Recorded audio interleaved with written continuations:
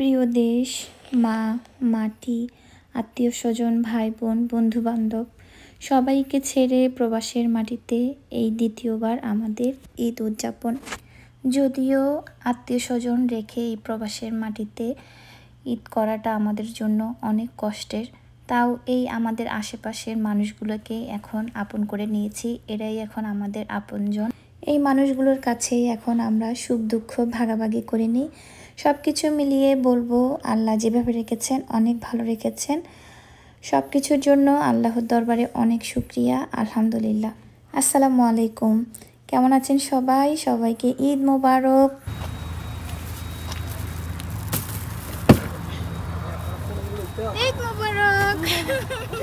সকাল সকাল ঘুম থেকে উঠে রেডি হয়ে আমরা হালকা পাতলা মিষ্টি মুখ করে নিলাম। তারপর আমরা মসজিদের উদ্দেশ্যে রওনা দিয়ে দিলাম। মসজিদে গিয়ে ইনশাল্লাহ ঈদ জামাত পরবো। আর এদিকে আরিশাকে তো একটা লাল পরি লাগছিল লাল জামা পরাতে, ভাবিকেও মাশাল্লাহ অনেক সুন্দর লাগছিল। আর গতকাল রাতে তো আমাদের চাঁদ রাত পার্টি ছিল, আমরা সবাই একদম লেট নাইট করে ঘুমাইছি, যার কারণে সকালে উঠতে আমাদের আসলে একটু কষ্টই হয়েছে। সকাল আমি তো তেমন একটা ঘুমাই নাই, তাহমিদকে উঠাইতে আমার অনেক কষ্ট হয়েছে। যাই হোক, আর সারা রাত অনেক বৃষ্টি ছিল, সকালেও অনেক বৃষ্টি ছিল, কিন্তু এখন আবার বৃষ্টিটা থেমে গেছে। এটা দেখে অনেক ভালো লাগতেছে। মোবারক সবাইকে। সুন্দর রোদ উঠে গেছে, রোদ দেখলে মন ভালো হয়ে যায়। শুরু হয়নি না? তো যেহেতু প্রথম জামাত ছিল 9টায়, আমাদের আস্তে আস্তে আসলে একটু লেট হয়ে গিয়েছিল। আমরা যখন আসছি তখন অলরেডি শেষ বৈঠক চলতেছিল, সেজন্য আমরা আর দাঁড়াইনি। যেহেতু পরবর্তী জামাত ছিল 10টায়, তো আমরা অপেক্ষা করতেছিলাম।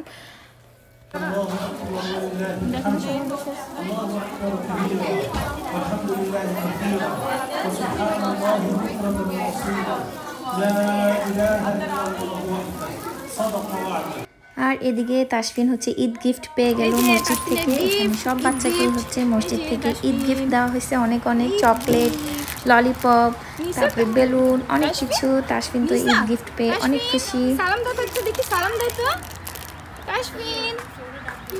মন খারাপ, বাবা একটু সালাম দিয়ে দাও তো। কেমন করে আছে, ঘুম থেকে উঠেছে?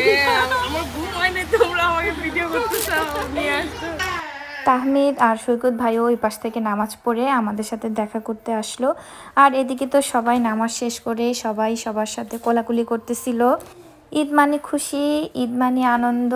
আর এই আনন্দ আরও বেশি হয়ে যায় যখন সবাই মিলে জামাতে একসাথে নামাজ পড়া হয়, নামাজ শেষে এরকম কোলাকুলি করা হয়, তখন কিন্তু অনেক ভালো লাগে। সবাইকে দেখে তো আমার অনেক মন ভালো লাগছিল। আর এদিকে বাচ্চাদেরকে ঈদ গিফট দেওয়ার জন্য একটা আপু একদম বক্স করে অনেক গিফট নিয়ে আসছে, চকলেট। বাচ্চারা তো ওই চকলেট পেয়ে অনেক খুশি, তাসফিনও পেয়েছে, ওদিকে আরিশও পেয়েছে। তারপর আমরা কুশল বিনিময়ের পরে সবাই মিলে কতক্ষণ ফটো সেশন করে নিলাম। এখানে বাকি যারা আছে তারাও সবাই মিলে কোলাকুলি করছিল, ফটো সেশন করছিল। আর প্রবাসের ঈদ মানেই এই মসজিদে আসলেই আপনার ঈদ মনে হবে।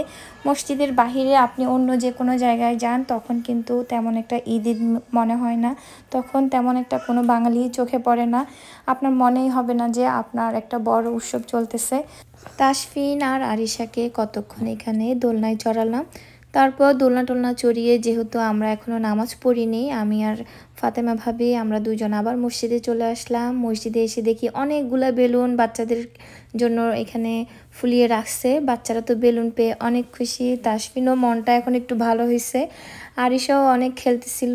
আর এই মসজিদের ভিতরের অংশ। মসজিদের ভিতরেও মাশাল্লাহ আলহামদুলিল্লাহ অনেক সুন্দর, সেজন্য আমিও একটু সবাইকে দেখানোর উদ্দেশ্যে একটু ভিডিও করে নিলাম। তারপর সবাই দ্বিতীয় জামাত পরার জন্য রেডি হয়ে গেল আস্তে আস্তে। আমরাও দ্বিতীয় জামাত তারপর পরে নিলাম, সেটা আর ভিডিও করিনি। তারপর নামাজ শেষ করে আমরা চলে আসলাম ডাইনিংয়ে। না, গরু মাংস, মুরগি মাংস, পোলাও, ভয় লাগতেছে রে বাবা।